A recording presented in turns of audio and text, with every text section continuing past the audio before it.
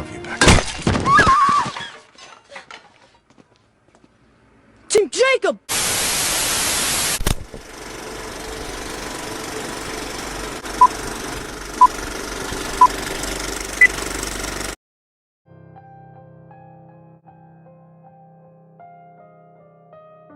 Whenever people ask me what my favorite book is, I always have several answers prepared. The Percy Jackson books, Speak of Me as I Am, The Sun is Also a Star, and a bunch more. I have a literal list. But Dracula, despite its age, will always be on that list. The book has a level of legit suspense and shocking moments, as well as masterfully crafted atmosphere, set to a unique story structure and pace that never feels dissonant. If you haven't read Dracula, please do. It's free online on Apple Books and Amazon, if you get the original public domain version, and it's worth a read. I never find myself very entertained by horror, especially older classics, but Dracula definitely kept my attention, and the book has a lot to say. There's messages on sex, sexuality, conformity, isolation versus the power of friendship, and our topic for today, colonialism. But before I really get into Dracula and analyze it as what it is, a post-colonial narrative, I want to remind you guys to subscribe to my channel. I try to post around every 2 or so weeks, so be on the lookout for whenever I cover a topic that you might be interested in. And I'm also starting a new promotion on Ko-fi where donators can suggest content for me to post along with their donations. How that's going to work is basically donators will make suggestions as they donate, and then I'll put up a poll on my social media pages, which are all at Writing Pantheon, obviously, for everyone to vote on which topic will get covered first. The link to my Ko-fi page is below, so make sure you check that out. And without any more delay, let's get to the actual video. Dracula is a very dated story. It's very much attached to the time period it's from, and attempts to adapt Dracula himself or the story's formula to a modern day or a different time period before the original story's date don't always work very well. Dracula is rooted to the time period it takes place in. The story is set in a post-colonial England. Quick history lesson for those of you who may need it. In the late 19th century, that's around the 1800s for you guys that might not know, the British Empire was at the height of its power. Most of the world was controlled by the British Empire, or not really powerful enough to challenge it that much. The British Empire had acquired this power by methods. We don't have time to unpack the centuries-long beef anyone whose skin tone is darker than printer paper has with the British Empire. The fact is, they were in control, they had dozens of massive colonies all over the world, and they were spreading their influence everywhere. The British Empire was an immortal monster more ancient and experienced and powerful than anyone could imagine. Enter Dracula.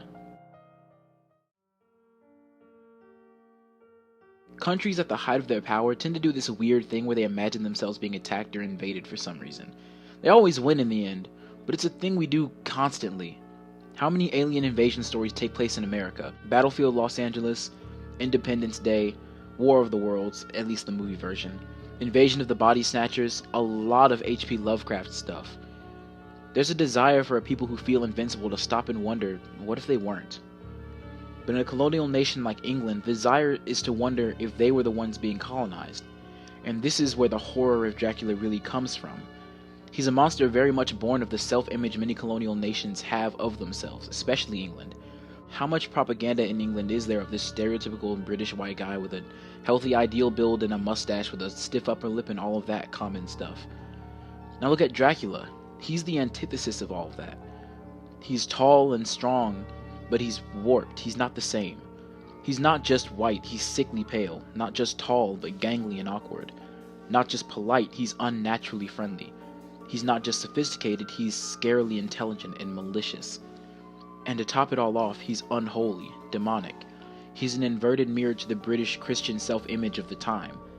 Not only this, but his intentions are the same as a colonial power. He wants to spread his curse and feed on the abundant population of England. Colonial powers invade to steal natural resources and spread their culture and influence by force. Now enter Abraham Van Helsing. It's never stated as far as I've seen in literary analysis, but Van Helsing is the perfect foil to Dracula in every way. Look at how Bram Stoker describes them in the story. Dracula's description goes as this. Within stood a tall old man, clean-shaven save for a long white mustache, and clad in black from head to foot, without a single speck of color about him anywhere. With high bridge of a thin nose and particularly arched nostrils, with lofty domed forehead and hair growing scantily around the temples, but profusely elsewhere. while Von Helsing is described in this way. A man of medium height, strongly built, with his shoulders set back over a broad, deep chest, and a neck well balanced on the trunk as the head is on the neck. The poise of the head strikes me at once as indicative of thought and power. The face clean-shaven, as the big bushy brows come down and the mouth tightens.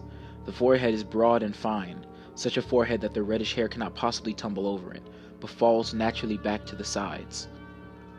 Big, dark blue eyes are set widely apart, and quick and tender or stern with the man's moods. Where Dracula is described as tall and thin, Von Helsing is shorter and stockier. Where Dracula is pale, Von Helsing is more tanned. Dracula has white hair, Von Helsing is a redhead. Every design choice of the two characters is meant to foil them to each other, and this is to even more so highlight their one similarity. Neither of them are from England, but while Dracula is a terrifying invader coming to take over England, Helsing is almost the ideal immigrant.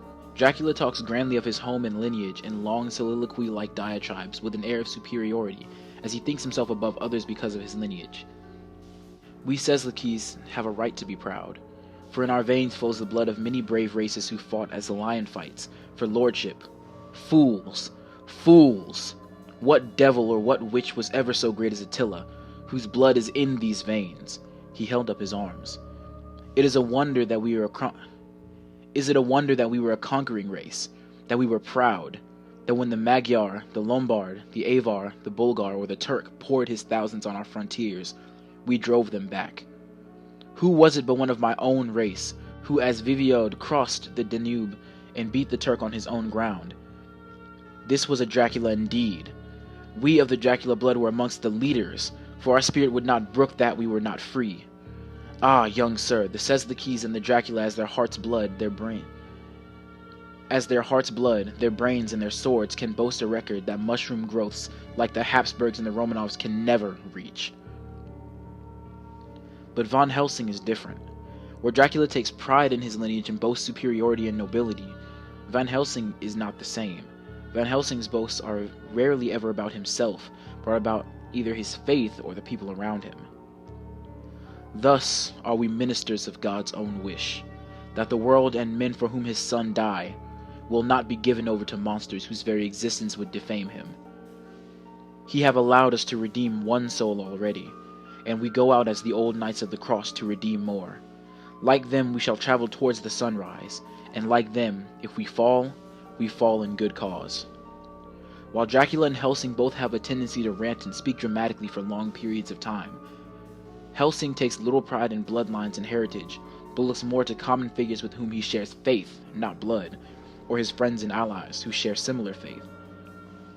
Dracula is the archetypical invader, the colonizer, believing himself to be superior because of his race, and even though he claims to Jonathan that he wants to be part of England, he really only wants to control it, while Helsing isn't really interested in any national identity or ethnic one, but more so just the people around him and his faith.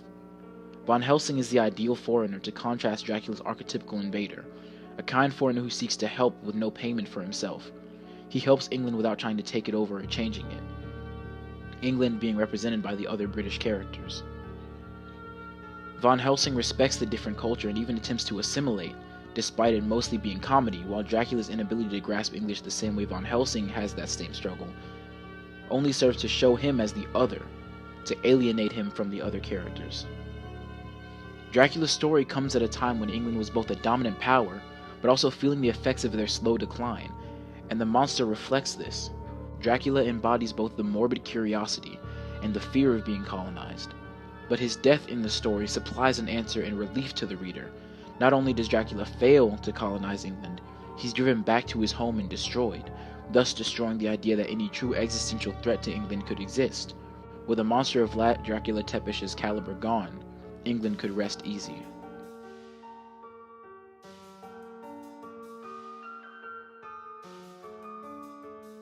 Thanks for watching this video. I really hope you enjoyed it. I had fun making it. I like reading and being able to be dramatic when I read excerpts of the story. I'm glad to make some spooky stuff also since it's spooky season, baby. I'm looking to do some more spooky themed videos in the near future, so look out for that. And be sure to like and subscribe. There's going to be a special surprise when we hit 420 subscribers. I'm also doing a new promotion where Ko-fi donators can suggest videos or topics, and then I'll run polls on my Twitter and Instagram to see what selected topic is talked about next. So check out my Ko-fi page, the link is in the description, as well as my social media pages, which are all obviously at Writing Pantheon. Y'all have a nice day. Anansi out. And before the video ends, I just want to give a special thanks and shout out to the people who donated on Ko-fi. 2 of them remain anonymous, but Evan, especially, thank you. I appreciate you guys so much. You guys have no idea how thankful I am for your donations. Thank you so much.